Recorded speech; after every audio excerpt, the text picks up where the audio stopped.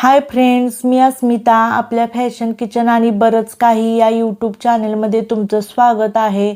आपण उन्हाळी पदार्थ बनवत आहोत. आज आपण बनवणार आहोत वाफेवरचे साबुदाणा पापड. त्यासाठी मी इथं अर्धा किलो शाबू घेतलेला आहे. तो आपल्याला स्वच्छ धुवून घ्यायचा आहे. वाफेवरचे पापड बनवत असताना साबुदाणा आपल्याला रात्रीच भिजत घालायचा आहे आणि सकाळी त्याचे पापड बनवायचे आहेत. हाताने एकदा मिक्स करून तो धुवून घ्यायचा आहे. एकदा साबुदाणा आपण धुवून घेणार आहोत. यातील पाणी काढून घेऊयात. आणि आता हा आपल्याला भिजत ठेवायचा आहे. त्यासाठी आपण पुरेसं पाणी घालून घेणार आहोत. खिचडी करताना आपण ज्याप्रमाणे साबुदाणा भिजवतो तसाच आपल्याला भिजवून घ्यायचा आहे. पण आता आपण यामध्ये चवीनुसार मीठ घालून घेणार आहोत, कारण की पाण्याबरोबर साबुदाणा फुलत असताना पूर्ण आतपर्यंत मीठ जातं.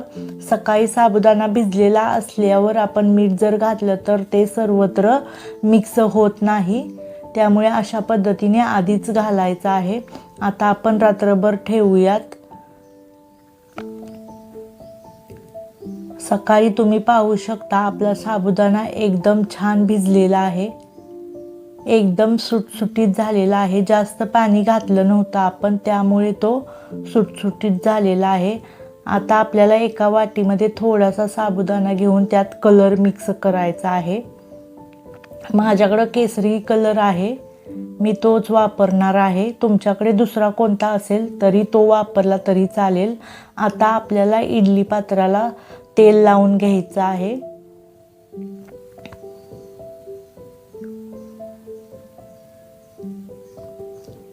आणि यामध्ये आता आपण साबुदाणा घालून घेणार आहोत. तुम्ही जर आपल्या चॅनेलवरती नवीन असाल तर आपल्या व्हिडिओला लाईक, शेअर, सबस्क्राईब नक्की करा आणि बेल आयकॉन दाबायला विसरू नका, जेणेकरून आपले नवनवीन व्हिडिओ तुमच्यापर्यंत लवकरात लवकर पोहोचतील आणि तुम्ही सुद्धा अशा छान छान रेसिपी बनवू शकाल. आता आपण यावरती कलरचा साबुदाणा घालून घेणार आहे. मी पाणी उकळायला आधीच ठेवलेलं आहे.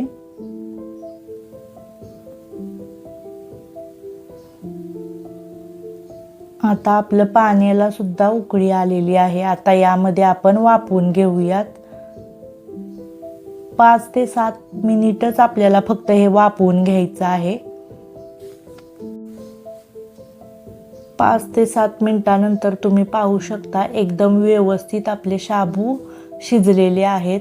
आपल्याला आता हे 5 मिनिट थंड होऊन द्यायचं आहे आणि त्यानंतर अशा पद्धतीने आपल्याला चमच्याच्या साहाय्याने काढून घ्यायचं आहे.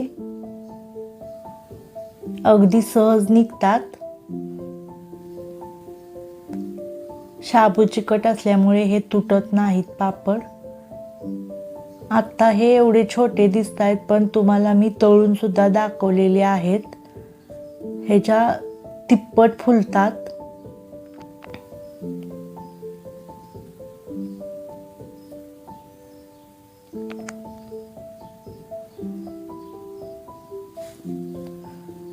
अशा पद्धतीने साबुदाणा पापड मी बनवलेले आहेत. 2 ते 3 दिवस उन्हामध्ये सुकवून घेतलेले आहेत. आता मी हे तुम्हाला तळून दाखवणार आहे.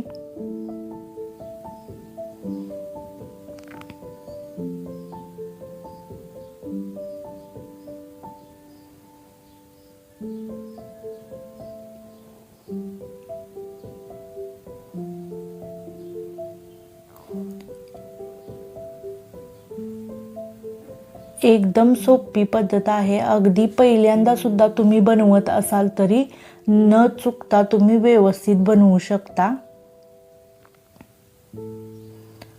अगदी पांढरे शुभ्र शाबू फुललेले आहेत. तुम्हाला मी तोडून दाखवणार आहे. एकदम खुसखुशीत आपले पापड झालेले आहेत. तुम्ही सुद्धा नक्की ट्राय करा.